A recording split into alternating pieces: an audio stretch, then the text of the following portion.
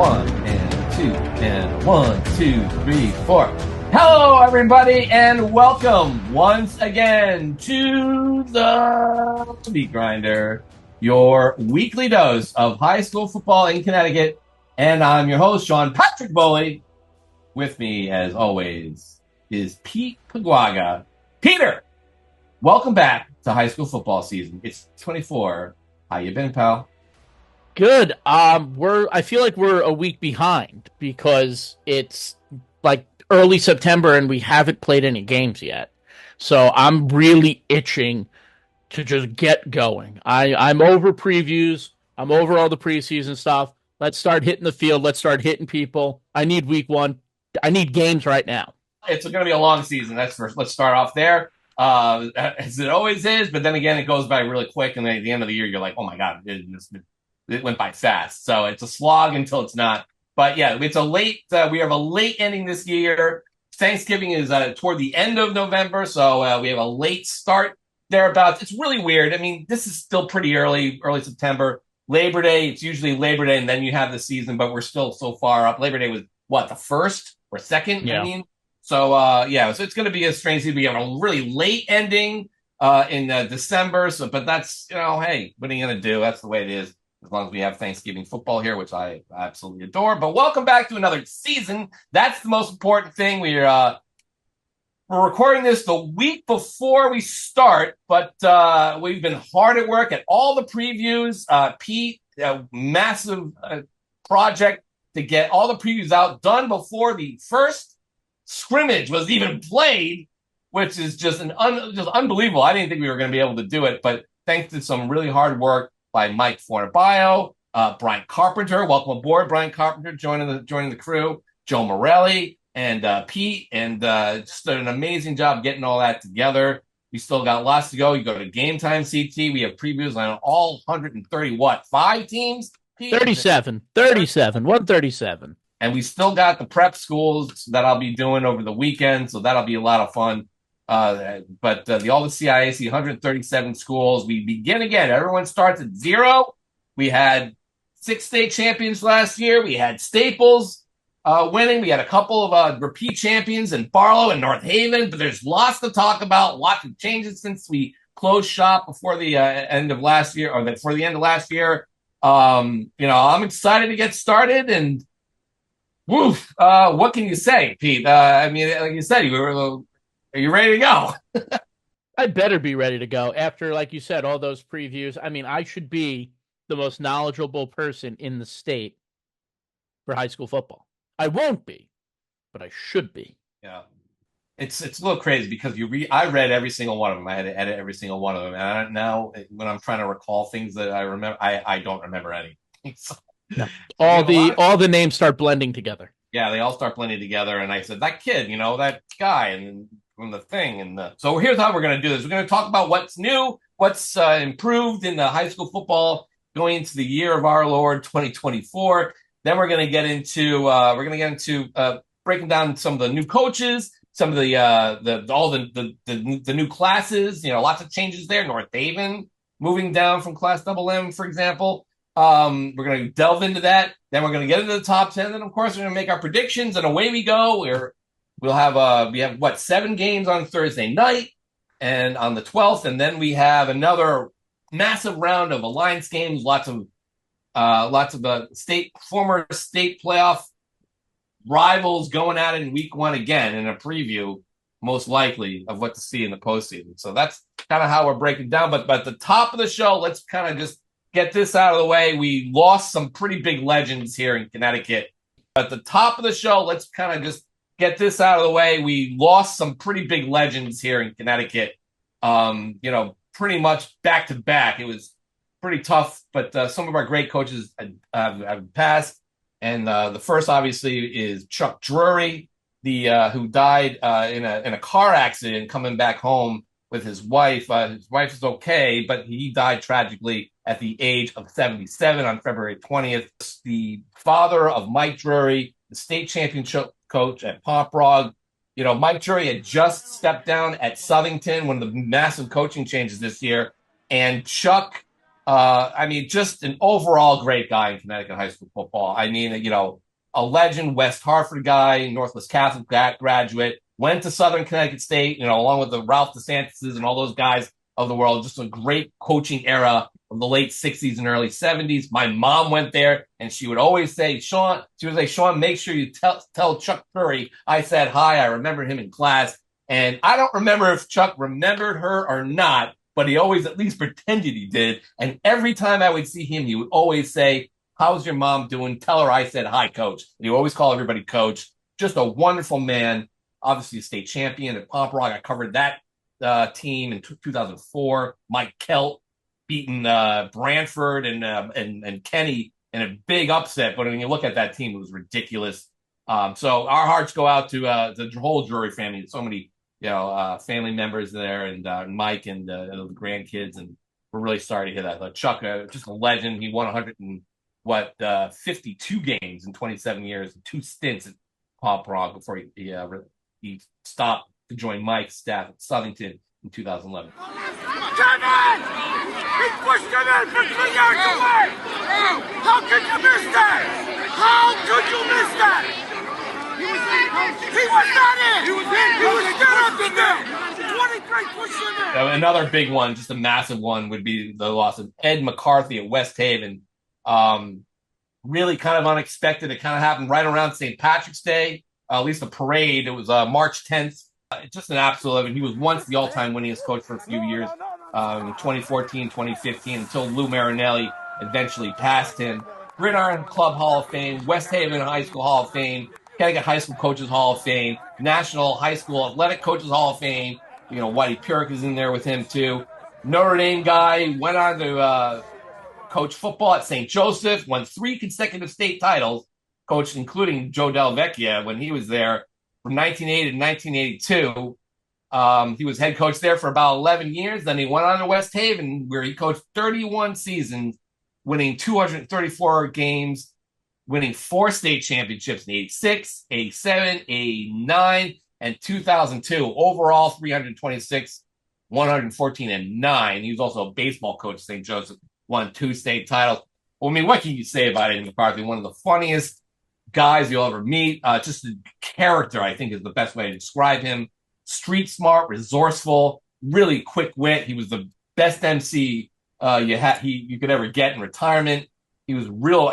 Nobody could outwit Eddie McCarthy. He was just a gamesman and using whatever tools he could to win games, and he won a lot of them. And fiercely loyal to his players, and they were fiercely loyal back. We'll touch on these guys later down the road. We'll probably get on some coaches who remember them, and we'll do some shows on them later. But just Pete, 2 legends right off the bat. Kind of a tough year for high school coaches. Yeah, when I think of Chuck Drury, I think of the first playoff game I actually covered in this state, Southington NFA at Southington. I think it was 2013, and I had no idea what I was doing because I was working in Torrington, but I was sent to Southington because it was the first year of Game Time, and we were covering all the quarterfinal games.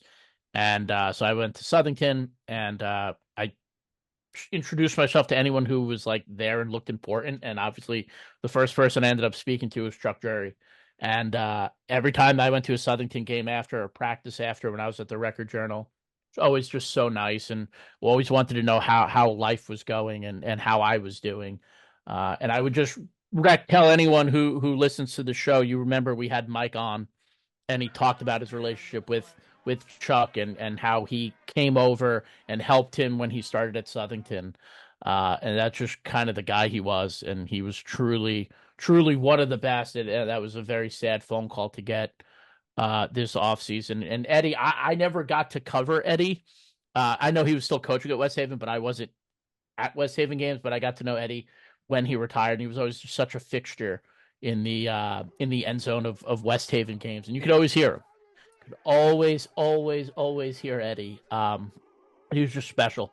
You talk to any former player, like you said, he was very loyal to him and back. And it's just there's going to be something missing at West Haven games at Ken Strong this fall. And yeah, I'm sure the refs will. The refs will. Yeah, the refs will be like, all right, good. We don't have to hear, but I'm sure they're going to be missing him too. And just to the families, and his sons are so involved at West Haven that we get to see them so often. And it was a sad offseason. Speaking of head coaches, not a lot of guys, not a lot of turnover compared to previous years. A lot of the head coaches are back from last year. We had some interesting ones. Overall, 18. I think we had 26 or 7 the year before. And I think, obviously, at the top, I mentioned Mike Drury stepping down to be with his children after 10 years at Southington. 10 pretty great years, 2 state titles early. And then Rob Levesque takes over for him. But elsewhere, I mean, here's the list of guys right now. 18 coaches change. George French, our guy, former Derby coach, taking over last year on an interim basis with Craig Bruno. Bethel has a new coach after a long time. Jason Gill steps down. Jason Gill now at Barlow. I saw him there helping out TJ's team. And meanwhile, former Newtown assistant Nick Tarantino taking over there after a year coaching the college rank. Former longtime guy at Newtown. They thought he might be the heir apparent, but apparently not. And now he's going to be the other side of things. And Bethel going up against the Nighthawks.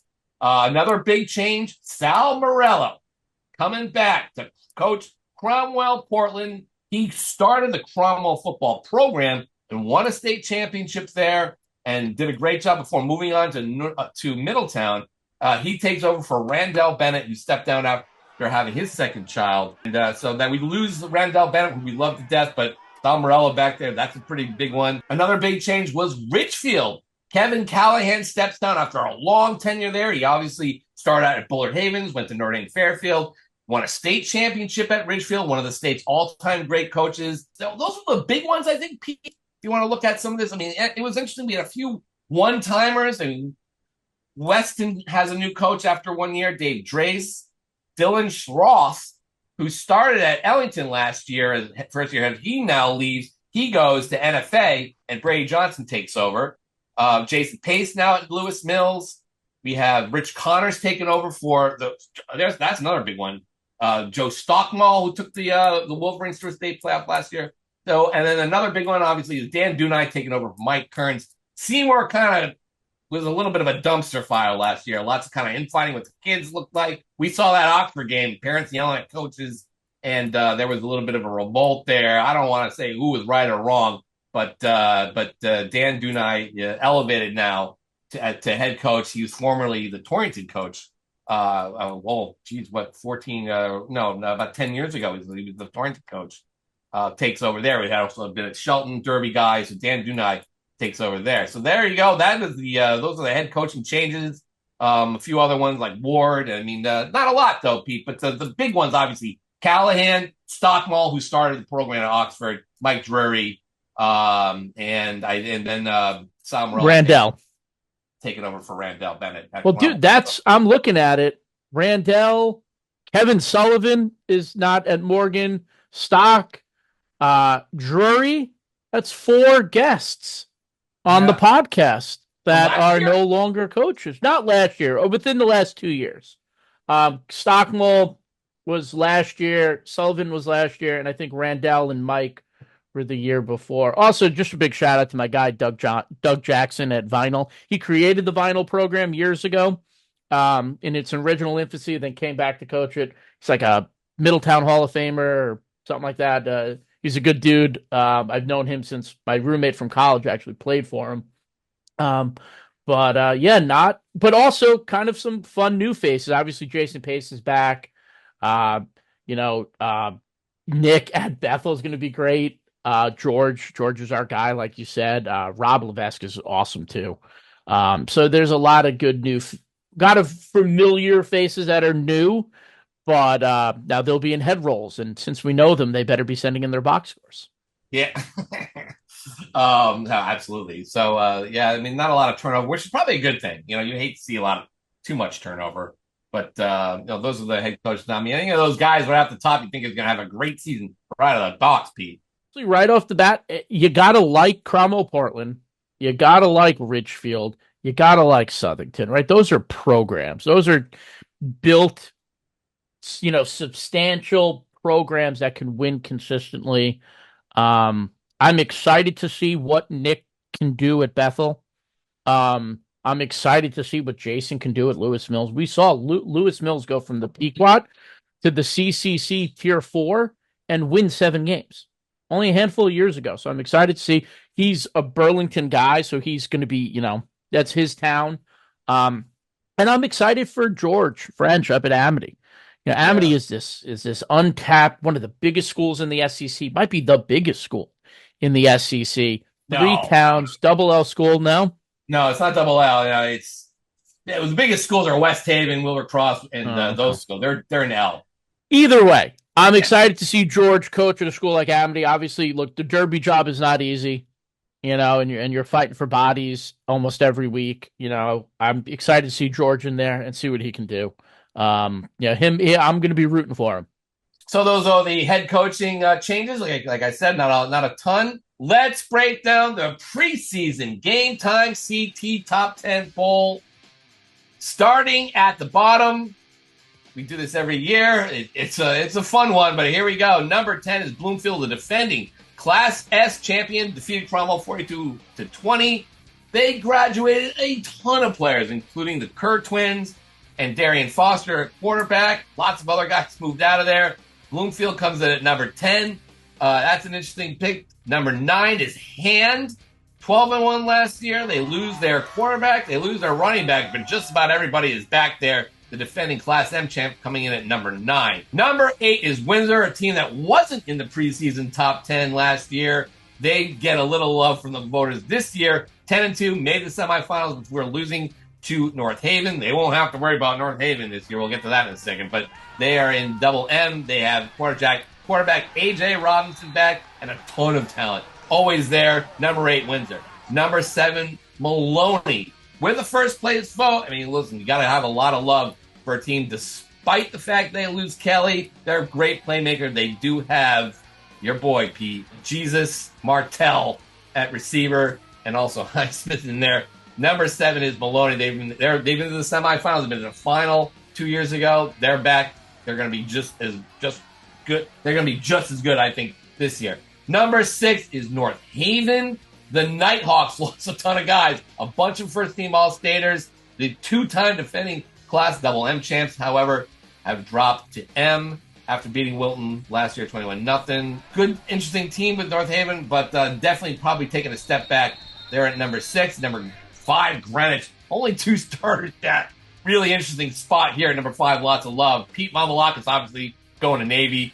But Nsinga, the rest of the dudes, his brother, the other Von Malakis.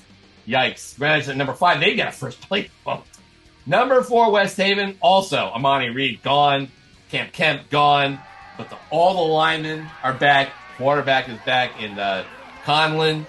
And they also have all the linemen back, including a transfer in Kadar. I don't even know how to pronounce his last name. Dembele? Wake Forest. Picked up an offer, came home. I'm ready to play for the Westies. Got to get back to the final. They were in Class L, Double L last year. Still looking for that first state championship since 2002. Number 3 is Staples. 10 first place votes. The guy that ran it off of them last year, basically, Caleb Smith, gone, player of the year. But Staples getting a ton of love as defending Class Double L champion. We'll see about that. Number 2, Darien. 8 first place votes. They were 9 before the regular season.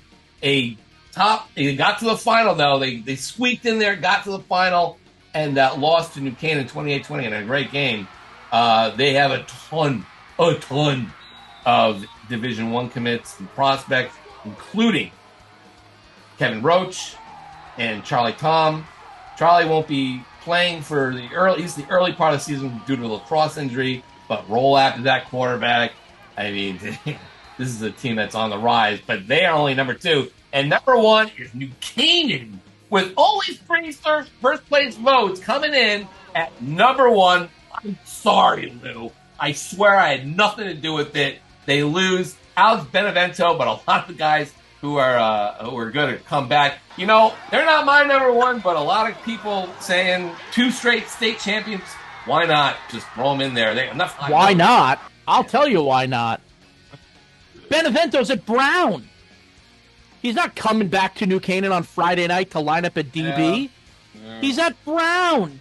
Yeah. Caleb Smith, an amazing player. Coach Barron did a great job. Guess what? All those kids are in college. Mm-hmm. You know, they got Eddie Vanderweer back on the line. All the wideouts are gone. All they got some linebackers back. All their DBs are gone. 10 first place votes. This is the thing that drives me absolutely bananas about the preseason poll. This isn't the NFL. Staples didn't sign Caleb Smith to a contract extension. The best team right now on paper is Darien. Agreed. That's it. No questions asked. It's unacceptable to vote for anyone that wasn't Darien. If you pay attention and you're doing the research to put together a good ballot, Darien is the best team. Everyone is back. Everyone. For a team that was winning in the fourth quarter against New Canaan in the state finals with a junior quarterback who could be the best quarterback in the state with two big receiving targets in Roach and Tom. And then not even talking about the D line of Barber, Davenport, who's committed to Buffalo, and Gately, who was a sophomore last year, had 10 sacks, was second-team All-State for us. The only way that Darien doesn't finish the year as the number one team, again, right now, it would be, they get in their own way. But they are the most talented team right now heading into the season. Yeah, I agree. I have them number one. Pete has them number one. In fact, you know what? There are a few misses here, obviously. How about we break down here we go. Let's pull out our number one, our top 10 votes, Pete. I have mine. Would you like me to go first? Yeah. Here we go. Yeah, you're the one who's killing everyone. Jump right in. So I'm going to start at the bottom. So I had Manchester at 15. I had Stanford at 14. Manchester's got two really good players back on D and on offense. Stanford, really great season last year. I liked them. I liked Presley. I had St. Joe's at 13. I had West Haven at 12. For me, I need to see Nick Conlon play without Reed and Kemp and co. Look, West Haven was great, but they relied on the big play far too often last year. They need to put together drives and move the ball. When they beat Staples the first time, they had 5 touchdowns, all over 70 yards. Okay? I need to see them do it with the new guys. The line's great. I got Newtown at 11, Massac at 10. Love Nick Fox. Staples at 9. I still think Staples is going to be good, right? Shelton at 8. Might be a respect vote. Shelton is always competitive. North Haven at 7. Doesn't matter who's there. They will find guys to move the ball down the field. Greenwich at 6. Maloney at 5. Windsor at 4. At number 3, Fairfield Prep.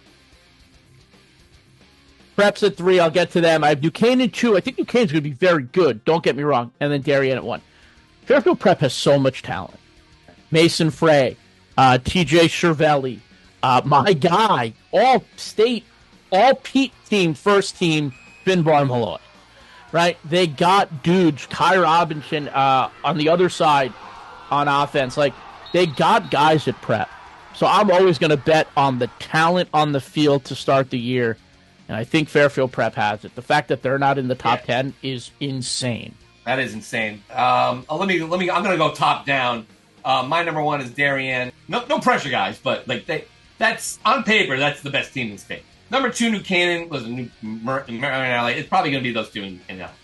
Number 3, I have West Haven very high. The line is a big key for me, especially the D1 guy, Tomlin. And then you can go to the park and find guys who can do a lot of the great things that West Haven guys do over the years. So I don't think they'll have a problem finding some new players.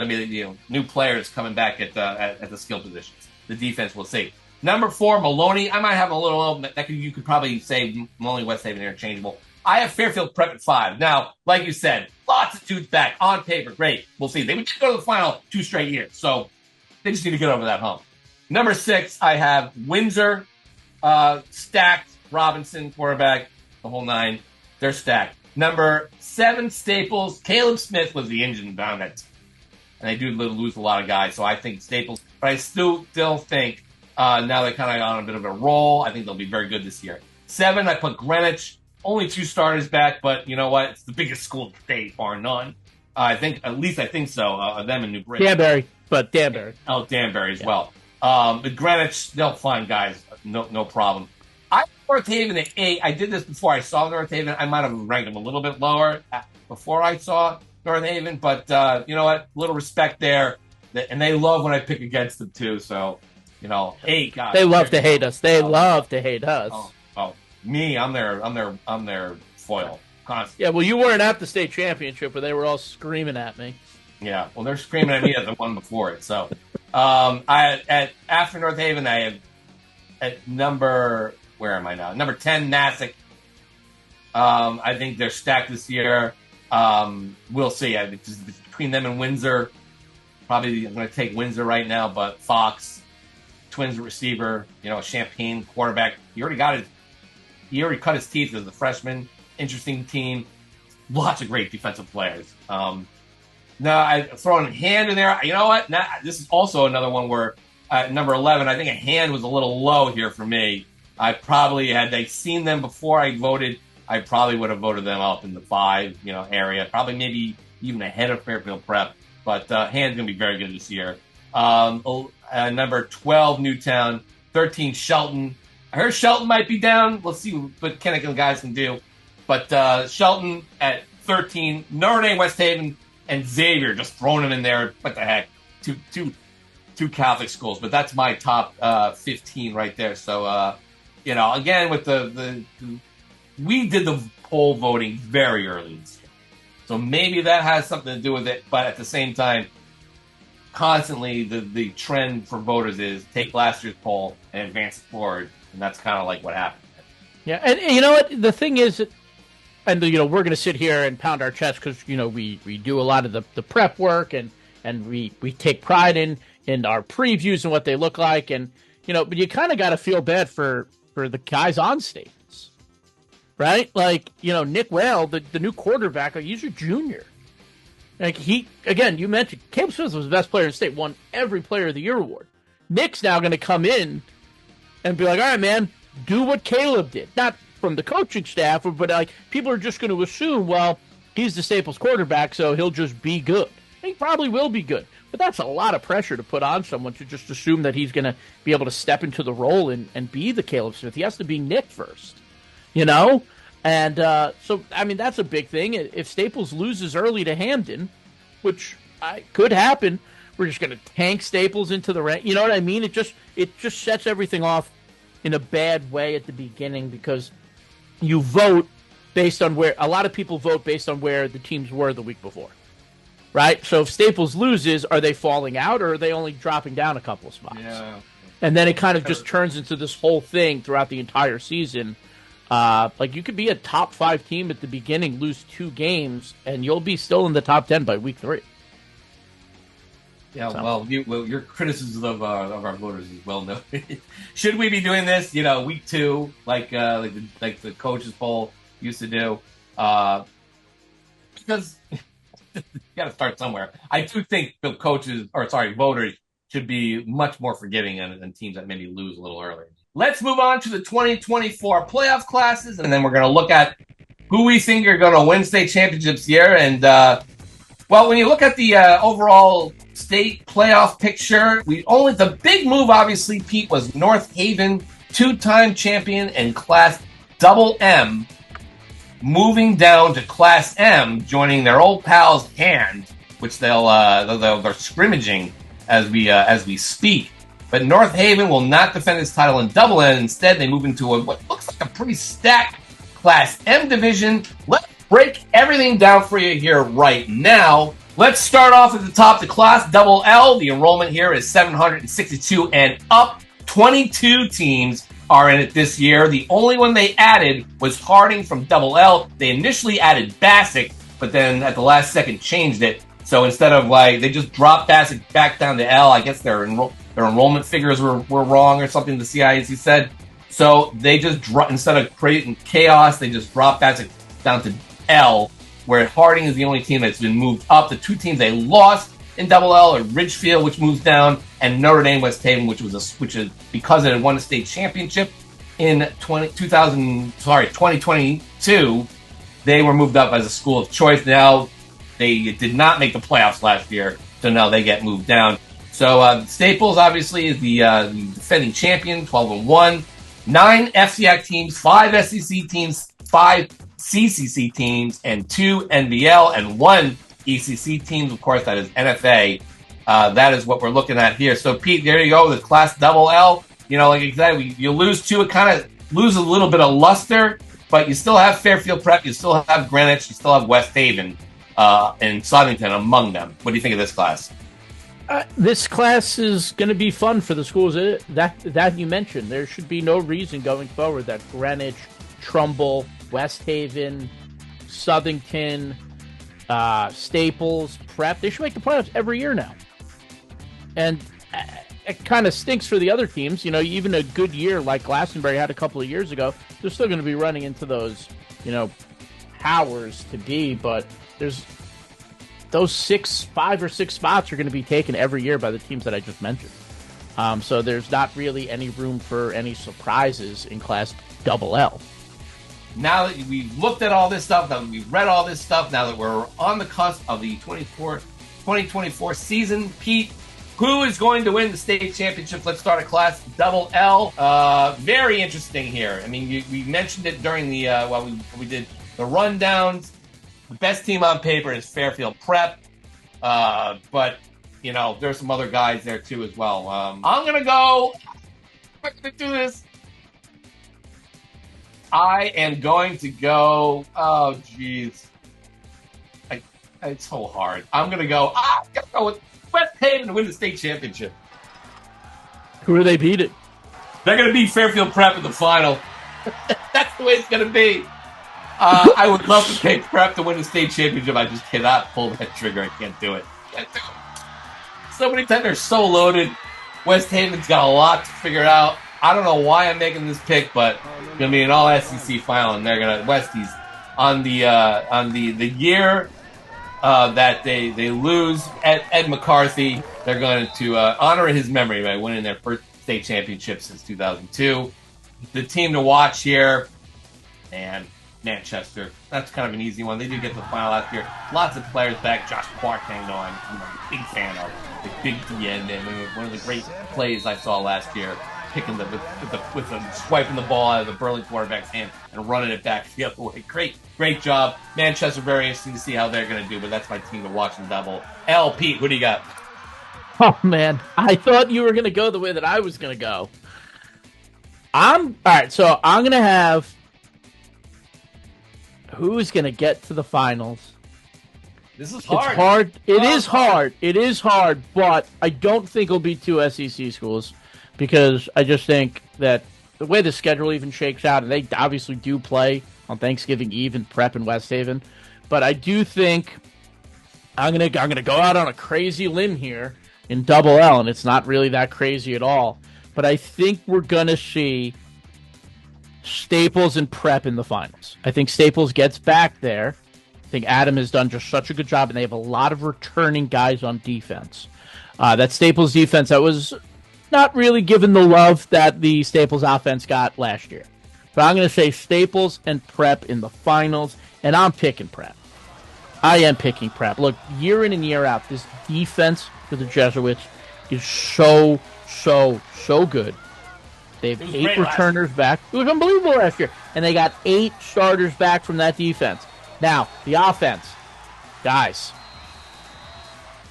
move the ball. We could, if the offense, look, Robbie Manning's taking over as a junior. Robbie Manning taking over as a junior quarterback. I saw him in a scrimmage against Wilton, Newtown, and it was Wilton, Newtown, Fairfield Prep, and someone else. Wilton, Fairfield Prep, Newtown, and Staples. Duh, I just said that. But Robbie Manning, he looked good. Tyler Robinson and Finbar Malloy as his receivers. We're going to see Frey maybe a little bit on offense. Sorelli a little bit on offense maybe. They used John Morris on offense last year. If Fairfield Prep can score points, their defense is too good to not win a state title. So I'm going with the Jesuits. Keith is going to, as soon as I step foot on Rafferty, at any point this year, Keith is going to find me and not be happy with me.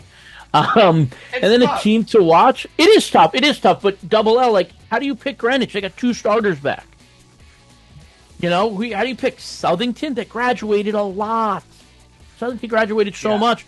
My team to watch, you know, I might just pick Trumbull.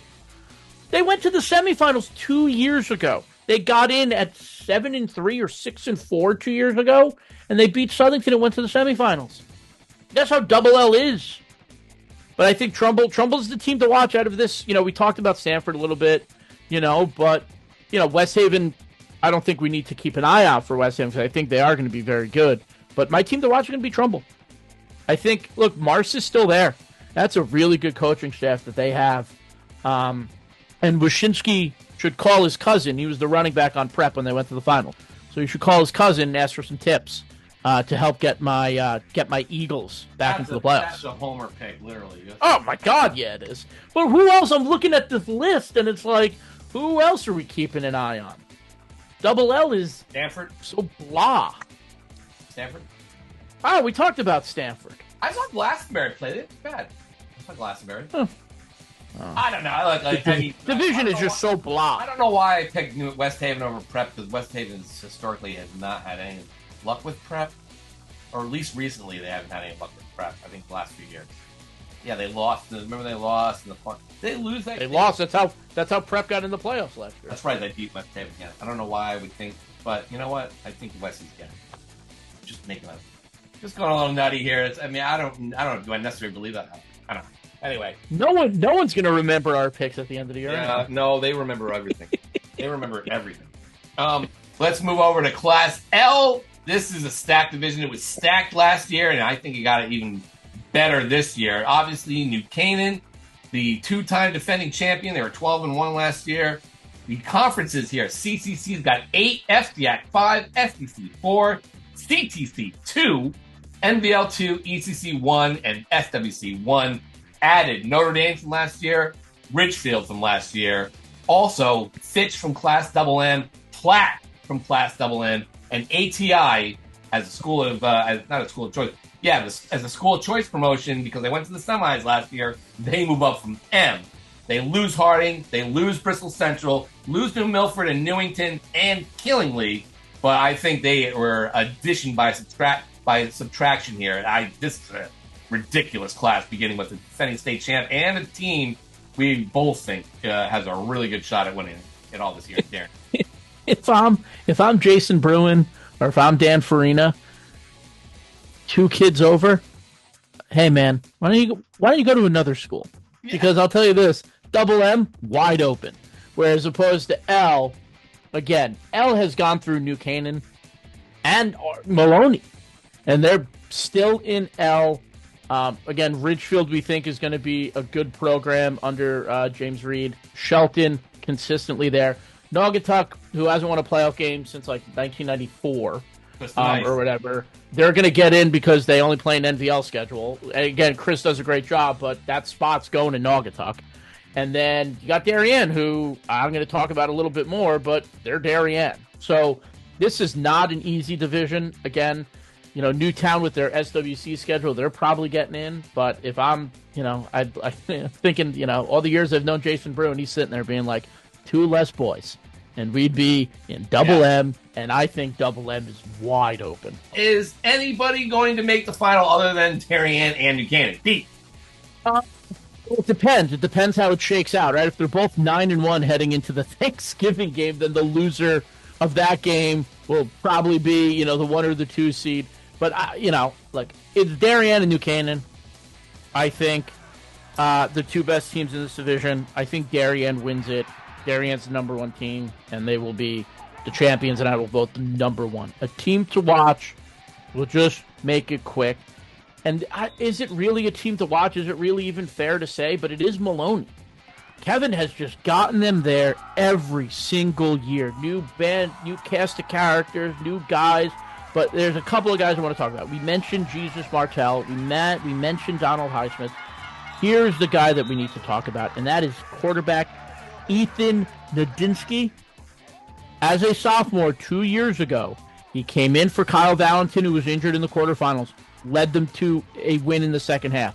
Then he beat Shelton in the semifinals as a sophomore. Kyle comes back, starts the championship game. Great game. New Canaan pulls out on top. He starts last year, gets him to the semifinals. They lose 11-8 to New Canaan. Right? He's the guy. He is a very good quarterback. Might be the best quarterback that Kevin has had. He's had some really good ones with Angel, Kyle, and even my guy, Ethan. Elliot Good, who led them to the finals when they lost a hand. But Ethan might be the guy. And I think Maloney is a team to watch in that regard. They should be there in the semifinals. They should be there in the playoffs. But I really think if anyone can knock off New Canaan, I think it might be Maloney. I'm going to say it's going to be New Canaan, Darien again. Both programs have just, when there's these two programs are on, they are on, and they are certainly on right now. I mean, who had Darien going to the final last year? I said they were a team to watch. You said I was drinking the Kool-Aid, but they did get there, and they're stacked this year. I think they're better than New Canaan. I think they win the title over New Canaan. So that's the easy pick here. The pick, Maloney's an easy one to watch. Of course, we're going to watch them. They might even be in the final if things break out the way things break out right. Maybe Darien and New Canaan end up on the same side of the bracket. Who knows? But I guess a team for me to watch. I'd love to talk about Newtown a little bit, but I'm going to go with Naugatuck. And I know you're really down on Naugatuck, and maybe this is just a little recency bias, and I saw them, and they look pretty decent, and they look ready to go. Anderson has the kids fired up. They are anxious to show everybody that they're gonna be a player to watch. Listen, they were right there with Darien. It was a back and forth game. Yeah, you saw those the twin receivers knock the guys around a bit, and on a team that needed Jet Hall, they lose Jet Hall, but Anderson only put 3 guys to watch on his preview. But there are lots of dudes, lots of big boys on that team, lots of big linemen, sophomore linemen, 6'8", sitting there for the Greyhounds.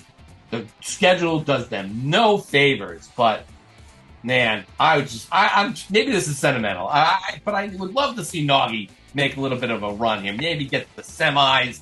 Maybe if things break their way, get into a final. Who knows? But again, they haven't won a state playoff game in forever, and certainly not in the when's it been? It's been since like '93 since they won a state championship. It's been crazy for a long time. But they're kind of over in this Class L.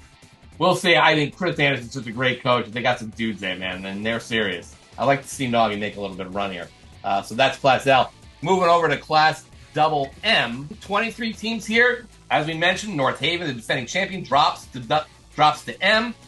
But it does add Bristol Central, New Milford, Newington, Northwest United up, and Holy Cross from M. The conference breakdown is CCC 6 teams, SWC 6 teams, CTC 4 teams, SEC 4 teams, NVL 2, and FCIAC 1. They lose Fitch, they lose Platte, they lose North Haven, they lose Quinnebog. So this one was pretty good last year, not as much because they lost some pretty good ones. But you still have Windsor, you still have Mathick. I don't know about Wilton, but definitely Guilford. Maybe even Pomperaug and Holy Cross. We'll see what happens. They probably get in here, but what do you think of this class, Pete? Hey, I'm not betting against Wilton and Coach D'Annunzio. I'll tell you that one. But this might be a little bit of a step back. But this division, I said it last year, kind of let me down a little bit. But it's Windsor. Windsor is so talented this year that this division is really going to go through Windsor. Massac is going to be good, and they're going to be playing for a lot. I would love to see Guilford get in, but we'll see. They haven't made the playoffs in a very long time. They haven't. Last year was the first time they finished over 500 in such a long time. Thames River is a team that's still going to be a good team in the CTC, so could they take a spot? You mentioned Holy Cross from the NVL. That schedule's not really going to be crushing them, so can they get in with 2 or 3 losses? Yeah, probably. Bunnell finally got through, but, it's going through Windsor. At Massac, look, we've sat on this show for years and talked about Xavier. We want Xavier back in the playoffs. It's better when they're involved, and they could be pretty good this year. So I think double M is just kind of wide open, and having North Haven drop down. And look, we're going to talk about North Haven a little bit. They have the guys that they had last year, Pandolfi. No, but they're still North Haven, and they're going to play a sound football, great defense. They're going to bully on the line, and they're going to run the ball down your throat. If they were still in double M, I would have them as a playoff team, but they're not. So. Another team we haven't mentioned here is Cheshire. Lost Matt Jeffrey and lost a lot of guys out of that team. So, but Xavier is one I have my eye on. I really want to see how they're going to do. They start off with Benell at home, and then they go Sheehan at Manchester Fairfield Prep. Thanks a lot, Al. Jeez. they gotta navigate that. But and then North Haven late in the year, and then Hand. So it's going to be an uphill climb for Xavier, but they might have a guy. They lose Styles Mitchell, obviously, but some dudes there too. So that is, then you also have Weathersfield. That's another team I'd like to keep an eye on too. I think they'll be much better than they were. We were winless last year. Yeah, 0-10. 0-10 last year, even with Cam Ridgey back at quarterback. So is it my turn to start? Yep. Yeah, my turn to start. This is a very interesting division. Like we mentioned, though, I like Windsor to win the state championship over Massac in the final. We'll see. I think Massac and Steve Christie will be on the revenge tour to get there. Listen, they have a lot of work to do, but their defense is going to be pretty great. They're going to face Windsor in the final. I think Windsor's just stacked. I don't think anyone touches Windsor in this division. We shall see. A team to watch, though, my team to watch in this division, maybe you want to throw Benell, maybe Xavier. How about Pomperaug? Pomperaug, Johnny Gogus. It's been a long, long time, like we said, since Pomperaug has really been a player. But I think the time is right to put Pomperaug in the team to watch bracket here. I don't know. That's just my 2 cents. Pete, what do you got? Double M. I would be foolish not to pick Windsor and Massac as the final, and that's the final I'm going to pick. And if you're going to go Massac-Windsor, I'm going to pick Massac. I think there's a lot at stake for this Massac team after last year. And they were really good. They claimed they had the best defense in the state. We'll see if they can do it this year. Last year wasn't it. But you mentioned Champaign. We got the Walkers, Nick Fox on defense. They're playing for a lot more than just, there's just, I like the story for Massac this year. I think Windsor is really good, and I would be foolish not to pick that as the final. The team to watch, and there's a couple of good players, right? Weathersfield, Cam Regi, Guilford, Caden Hilliard, but the team that I am going to put as a team to watch is Benell. Benell won 7 games last year, went to the playoffs and lost to Windsor. Jordan Pierce is back. Quarterback Steven Mendoza is back. Running back Keyshawn Smalls is back. And Alberto Torres, Thunder and Lightning. They're all back. This is an experienced team that won 7 games. They beat Hand to start the year. They opened with Massac. They opened with Xavier, Norwich Free Academy, Middletown, then Massac. If they're 3-0 heading into the Massac game, watch out for the Bulldogs, right? Brookfield, New Milford, Notre Dame Prep, Newtown, New Fairfield, Stratford at the end. I think this is a schedule with a team that could make the playoffs, and then once they're in, I think they can make a run. Yeah, that certainly could. They're certainly a team to watch this year. Moving over to Class M, now we get into some of the big guns. You thought Class L was hard. This one's going to give it a run for its money. Just on the base that North Haven brought the 2-time defending Class Double M champion drops down to face Hand, which is the Class M champion. So it's 2 state champions here, conference rivals. I mean, they go way back.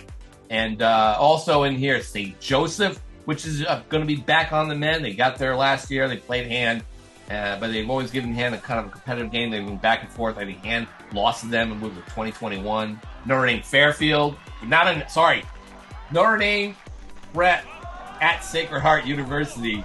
Notre Dame has changed its name, a little branding change. They have a new logo.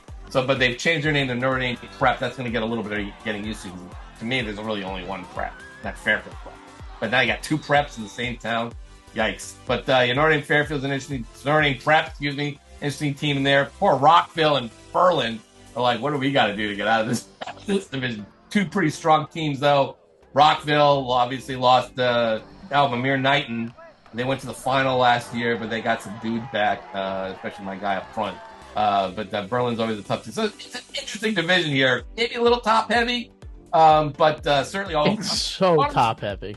I forgot Watertown sitting there. They added Northaven, they added Quinnebog, they added Weaver from Double S, and Law from Double S, and also Watertown moves up.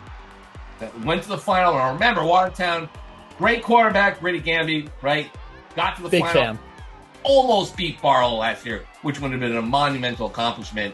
Now they're in M, competing with the likes of these guys. And plus, you remember, they only went 5 in NBL last year. So some uphill climb there. They are stacked, though. I mean, they should be good. They should win 7-8 games this year in the NBL. You look at it and you go, you feel bad for Rockville, you feel bad for Watertown. I said this on the show years ago, and Coach Shagnella was not super thrilled with me when I was like, North Haven doesn't belong in M or Double M, whatever they were in 2 years ago. And it wasn't because, yes, obviously their class size means that they're there, but they're North Haven.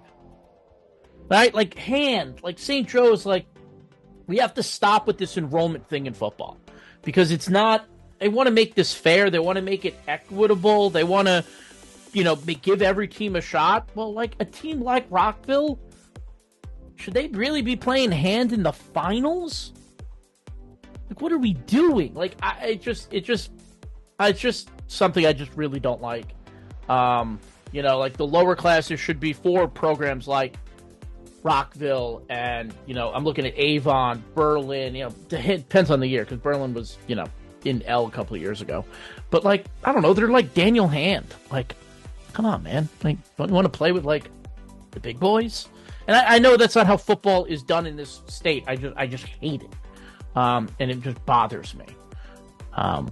But Watertown should be really good, but whoever they get in the playoffs, I mean... I know Hand last year was an easy pick to get all the way there. Once they beat Prep, that was it. They were going, and that was...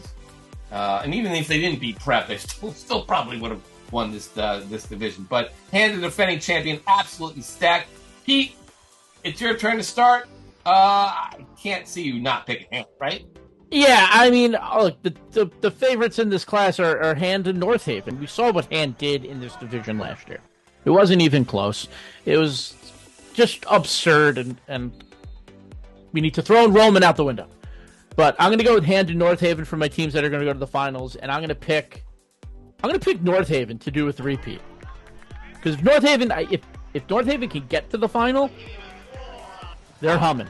And that offense is really interesting. So I'm going to pick North Haven to beat Hand in the final. Okay, that's my pick, and my team to watch. There, yeah, well, again, if North Haven gets to the finals, it's not an upset pick. In my mind, they would. And the team to watch is Notre Dame Prep. They were beating Bloomfield. They fumbled it. They turned the ball over away. They had time to they had the ball and the opportunity to run the clock out, and they turned the ball over, and that's why Bloomfield won. That was a tough one for Notre Dame Prep. Then Johnny Johnson, the guy. Listen, they lost a lot of dudes. Those guys, they though. do, but they play. They're in a smaller conference. I like that they could come out and win a couple of games. I think they could. I think they could do some damage in the playoffs. Your champion is North Haven versus Hand? My champion is North Haven over Hand, because I think if North Haven gets to the final... Look, I'm going to take the SEC teams over any of these other division teams. And I think if North Haven can get to the final, the way that they play defense and can play offense, I think it would be really hard for Hand. We'll see. We will see. Here's my problem with this division. Too many times Hand and St. Joseph are on the opposite sides of the bracket. Not on the opposite side of the bracket, on the same side. They had to play him in the first game last year. They had to play him 2 years ago. I mean, it's just, that said, I do think this year they both get to the final. I think St. Joseph Hand in a rematch of that 2019 showdown, number 1, number 2, won by St. Joseph. I think Hand wins it this year in a classic, but I think St. Joe is on the mend. I got to see them in the scrimmage. They look pretty good, and I love their receiver transfer from Fairfield Prep, whose name eludes me at the moment. But I think St. Joe, they navigate through that FCX schedule. I think they're going to be getting their Class M, as long as they don't end up on the same side of the hand. Please. North Haven, I think North Haven probably gets in. It's just not going to be the same team as last year. Yeah, that's right. I said it. Put it on your bulletin board or wherever. That's right, Matt. Put it up there. I don't care. North Haven will not repeat and not win a third straight state championship. You can put that one down. I do think team to watch, Berlin is a team that's going to probably get in here and maybe do some damage. I think they got a pretty good team. Who's that guy there, the Pete that I like? Who's that number 2? Oh, Melville, Kyle Melville. Kyle Melville, great player. Rich Telly's the quarterback. They were pretty decent last year. They're always in the mix. But that, I think the team really to watch, obviously, like you mentioned, was Watertown. Can they actually have a great season and go into the playoffs and maybe make another run like they did last year? I say probably not, but I think they do get into the playoffs. They are the team to watch. Anyway, so that's Class M. Let's go to Class Double S. No real changes here. I mean, look, Barlow's your two-time defending champ. I mean, if the football gods are real, if we don't get Sheehan Barlow in the final after last year's semifinal, I mean, this is it. I mean, they are the two best teams in this division.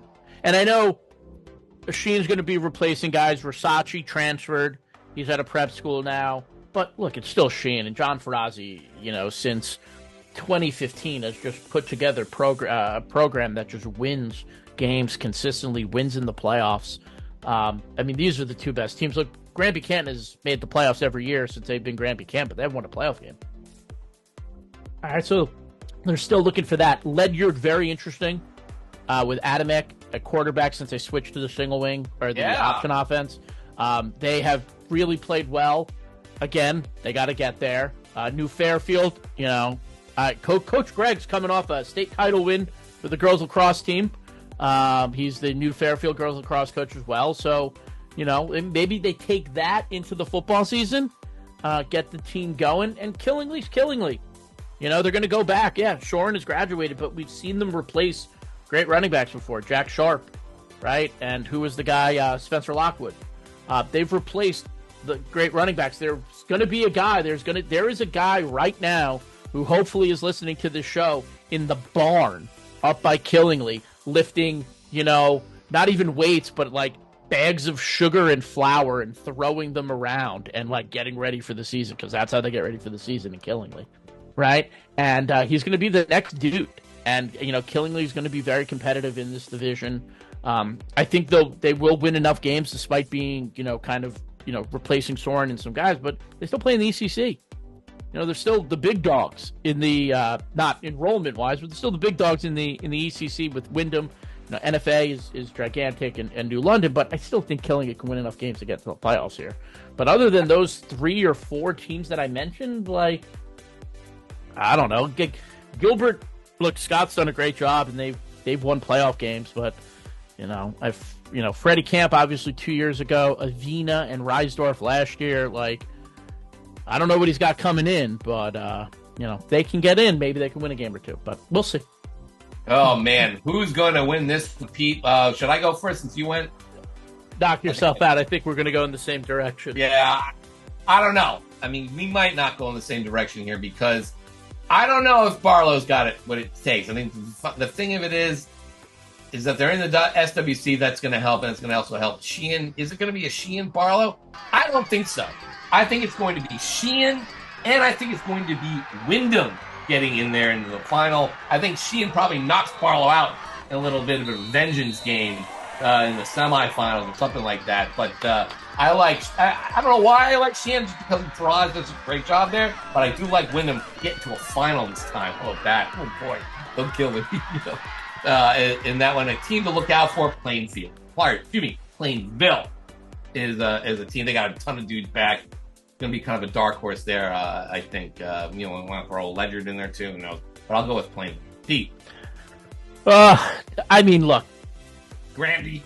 It's going to be Barlow Sheehan in the final.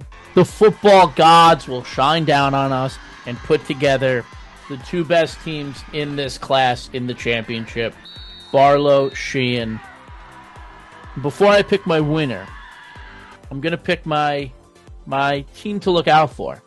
and that team is Ledyard. I know you mentioned them, kind of quickly, but I think, since they shifted to the new style of offense, they're a much different team. They'll have an offseason under their belt with it. I like Ledyard to make a run here in Double S, but man, Barlow, Sheehan in the final. I'm going to pick Barlow's going to go for the three-peat. Look, Gilbert and Romano, they did it last year. They're good. Sheehan's going to be really good, but I'm waiting to hear who's this next running back, right? We went from Zach Davis to Jordan Davis to with Bogan to Rasachi. Who's the next running back for the Titans? When we see it, maybe I'll change my mind, but right now, Barlow over Sheehan in the finals. I still like Sheehan just because the schedule is just, then they get in here and they drop the weights. I mean, that's what happened last year, but Barlow, as you know, hey, listen, Sheehan was like, with Rasachi, was a lone call away from getting to the final and maybe knocking them off. Well, we shall see. Let's wrap it up with Class S. Going to be a really interesting one here. Obviously, defending champ Bloomfield was 11-1 last year, but everybody graduated. Just about everybody graduated there. And they lost some other players too. So, obviously, you have mostly Pequot and NBL. 8 Pequot teams from Class S. 7 NBL teams, 5 from the ECC and 3 from the CCC. They added Coggin-Chog, which surprised everybody and defied our constant mockery to get to the final, to get to the playoffs last year. And then, so they're back. They're here now. And then Notre Dame Prep, obviously getting promoted, school of choice, to M. Obviously here, like I said, Bloomfield was the state champ, but, we both had Ansonia winning this one, repeating as champs. They lost a lot of guys, Ansonia, a lot of 3-year starters, but Tom Brockett still has a massive front line led by Alex Romanowski, Red as a junior. All the colleges are banging his door down. And then Quintez Whittle at running back, quarterback back as well. Very interesting season for the Chargers. Then you got North Branford, our guy Tommy Hansen. Didn't have the season you would think they were going to have. You would think they would have made the state playoff, but they kind of faltered down the stretch. Portland got to a final, but they are now kind of a whole new team here. East Catholic might be better. Stafford might be better. Bacon Academy, the new co-op with Lyman Memorial. And, Griswold lost some guys. And by the way, just quickly, welcome back to Plainfield to the ECC fold. It's they were a few years as an independent. Finally, kind of had to go get back there because kind of a new regime up there in Plainfield, and they were like, "You guys got to go back to the ECC." But also another team to look out for is Waterbury Career Academy. Squeaked into the playoffs last year because Stonington just couldn't win one of its last 4 games. Couldn't do it despite being within a score in each of those 4 games. But they're all back over there at Stonington, including Pat McGugan, who's just a great player. I saw him last year, very good. But Waterbury Career Academy, they got David Rivera, the big dude. I got to see him last weekend play at hand. But they got some players, man. The quarterback's back. Rivera's just an absolute dude on the lines there. And Waterbury Career Academy should be an interesting one. But I think right here, Pete, I think the one to really look out for is Ansonia. Yeah, it's Ansonia and Bloomfield. I know Bloomfield's replacing a lot of guys, the Kerrs, Darian Foster, but they are still Bloomfield. We have seen them graduate. They graduated Anthony Simpson. They graduated Darren Bryden, right? We've seen them graduate guys, and they have had guys waiting in the wings to step up. So I am not counting Bloomfield out. Definitely not counting Ansonia out. The team that I'm going to keep an eye on in this division is North Branford. I expect much better results from the Thunderbirds this year. Tommy Hansen has been on our 25 players to watch list every year he's been in high school. And and he had a great year last year. But who really stepped up, who I really, really like, who's going to make this engine go, and that's the quarterback, A.J. Siegel.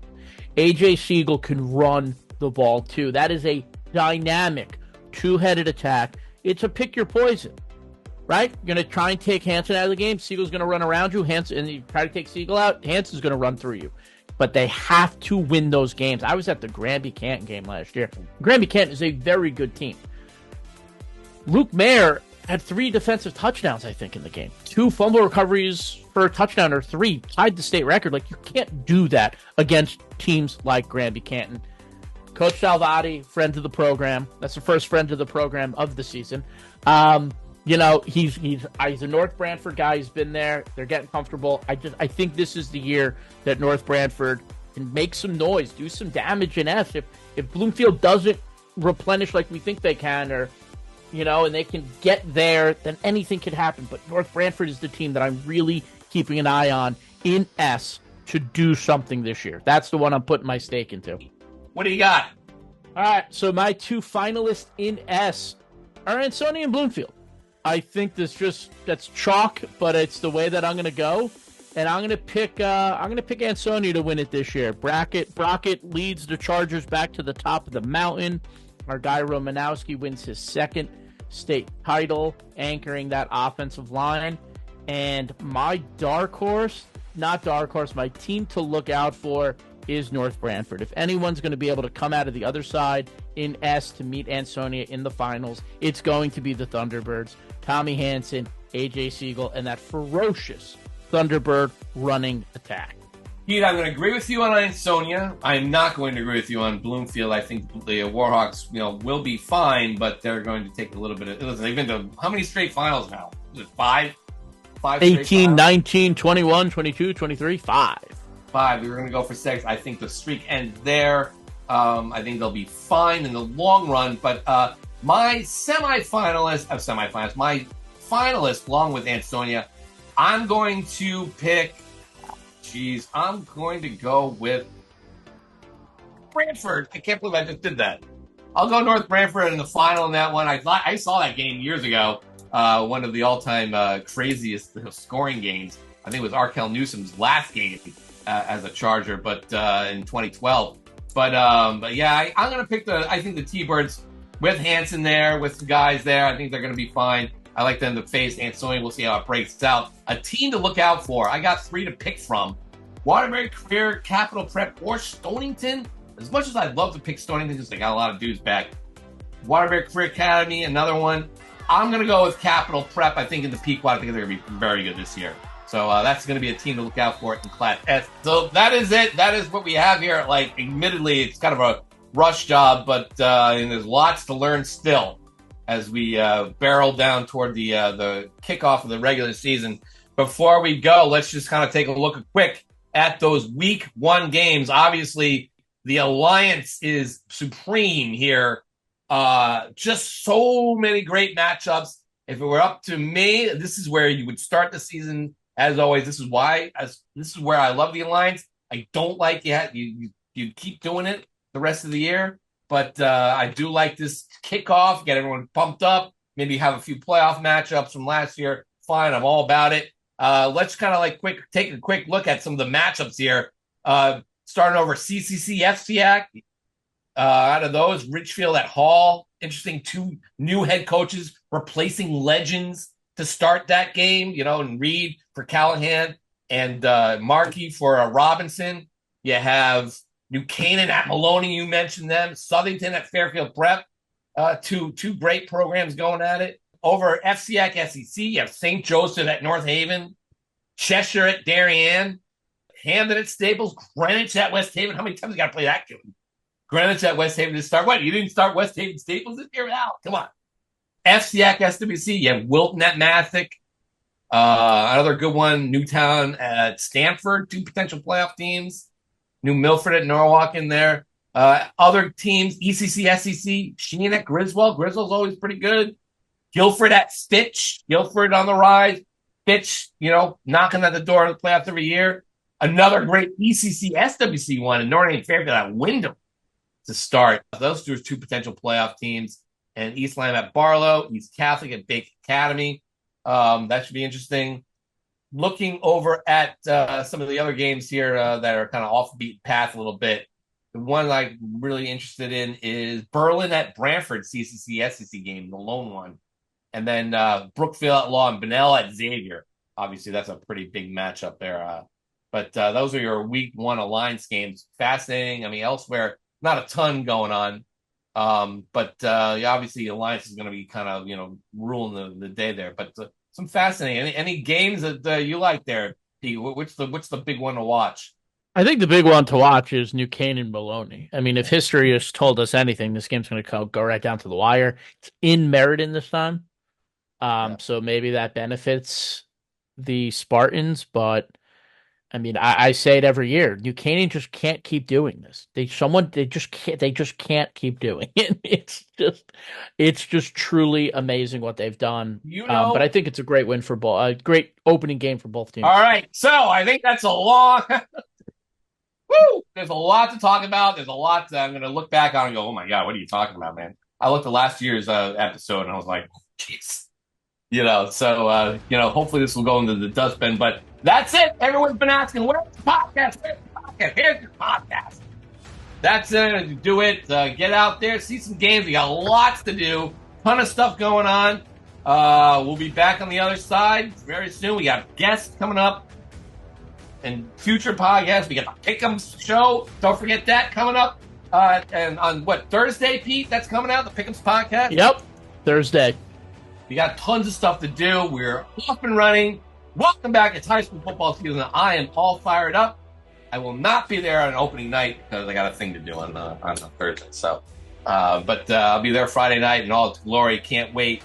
It's going to be a great time for Pete Paguaga. I'm Sean Patrick Bowley. This has been The Meat Grinder, Season 6 on GameTimeCT. Love you all.